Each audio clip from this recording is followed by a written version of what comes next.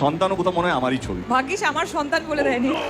সবই তো আমার। না, আমি শুধু একটা জিনিসই জানতে চাই যে প্রেম কেটে গেলে মানুষ এত প্রেম পায় কেন? প্রেম যখন থাকে তখন কদর করতে পারো না? দুদিন ধরে আমার ইনস্টা ফিডে শুধুমাত্র এটাই আসছে।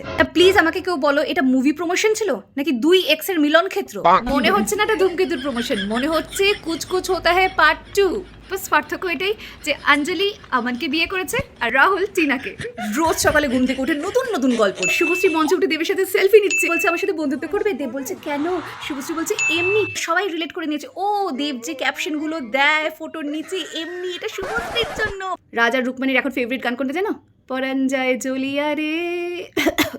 পুরো জ্বলে ছাড়খাড় হয়ে গেছে। বলছি কে প্রেজেন্ট কে এক্স বোঝা যাচ্ছে না। আমি ভাবছি একটা কথা, অন স্ট্রিট এই সব কাণ্ডগুলো করার পর রাতে গিয়ে দেব কত ক্যালানি খেয়েছে রুকমিনীর হাতে। ভাই তোমরা এক্স এর মতো থাকো, কোথায় গিয়ে এক্স কে দেখে চুলাচুলি করবে, সাপ সপন্ত করবে, মুখ ভ্যাংচাবে, তা না এক্স এর সাথে বন্ধুত্ব।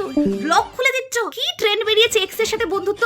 আমাদের ঐতিহ্য হলো আমরা এক্স কে সামনে দেখে ভেঙে মুখ গুড়িয়ে দিই। শোনো আমি ভালো কথা বলছি, তুমি আবার এইসব দেখে এক্স এর সাথে গলায় গলায় বন্ধুত্ব করতে যেও না, কারণ তোমারটা রুকমিনীর মতো কুল নাও হতে পারে। যদি জয়া বাচ্চা আমাকে ফুল ফুটিয়ে দেয় না তাহলেই কেস। এবছর আরসিবি কামব্যাক হয়েছে, দেব শুভশ্রী কামব্যাক হচ্ছে, একটা কিসমেতেরই কামব্যাক হওয়াটা বাকি আছে। অমিতাভ আর রেখা যতই দাও ততই চাই, পোষায় আর না। হ্যাঁ না ঠিক আছে ঠিক আছে ঠিক আছে।